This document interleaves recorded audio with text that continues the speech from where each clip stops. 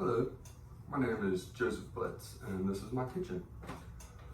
Today we are going to be kegging 5 gallons of wine for quarantine 2020. Quarantine has been a heavy hit on most people's alcohol budgets, and it's been a hard problem for us as a country to solve. So just to get us started and get us pointed in the right direction, this is how you make your own homemade wine and keg it for fun and not profit, because it would be against the federal law. Everything you see here has been sanitized, so we're going to start there. First, we have to check the alcohol level of the wine. So we have our sucker tube here, and just going to boy. Yep, in here like this. You get a little bit below that top layer of this wild gooseberry wine.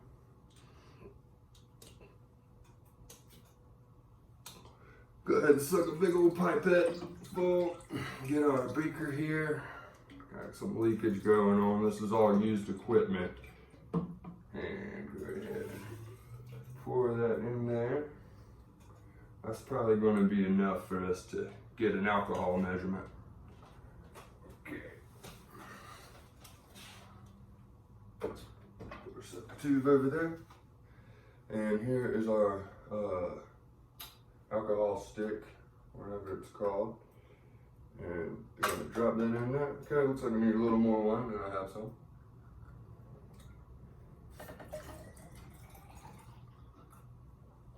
Okay, we're getting a reading here. And that reading is 0.999. That means that we have potentiated all of the sugar possible. That means pretty much full fermentation, and it's complete. Now, I potentiated this wine with 13.5% to get 13.5% alcohol with the sugar, and I got it. So this is good. Drank some the other night, and we were guessing it was going to be about 13.5%. By the way, we're all feeling. So we're going to take that wine. I'm going to drink some of it. The way you measure alcohol is by loading the sugar up into the juice while you're making the wine. Then you take a measurement.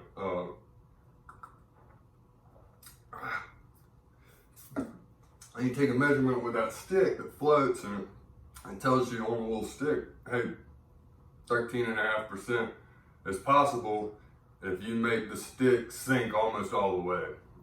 In the short version, you got to get one of the sticks and you'll understand. So, took about 12 pounds of sugar to potentiate this 13.5%.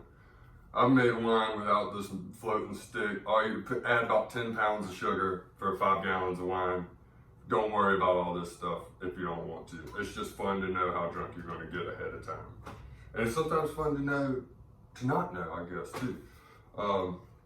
So the next step here is to get this wine from the red bucket here, the clear bucket here, into this 5 gallon keg. It's got about 5 gallons on it. It's a little short because we've been drinking it. So I've run into a little problem. I have just a short pipe, and it's not going to be able to get me all the way down in there. So we're not going to get to see it fully completed, but I'm going to go ahead and get us started so we'll know what it's like. And then I'm probably going to do it the wrong way off camera. Okay, so we're just siphoning here, just pretty much basic siphoning. If I had another pipe, I could possibly make it work, but I'm not going to worry about it. So go ahead and get a full pipe.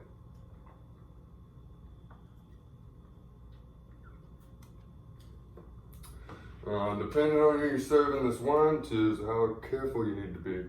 So this keg is already sanitized with boiling water and everything. It's probably got a little water in the bottom, but I'm not worried about that kind of stuff. I'm just looking for that COVID quarantine budget stuff, which this was about maybe $20 worth of materials and a few hours worth of gooseberry picking. Okay, we're going to start the siphon. No, gotta get a little bit lower here.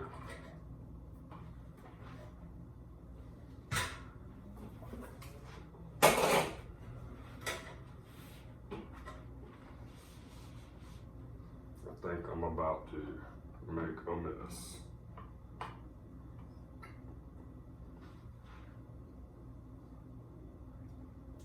Let's see, we gotta really get this siphon thing right, but all right, there we go.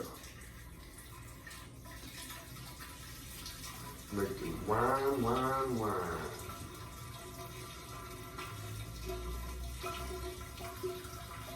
Oh yeah, we're gonna get a good bit in this keg before I have to shut the video off and go buy some longer hose. I just didn't have any. So, anyways, this is a great way to get drunk on a budget.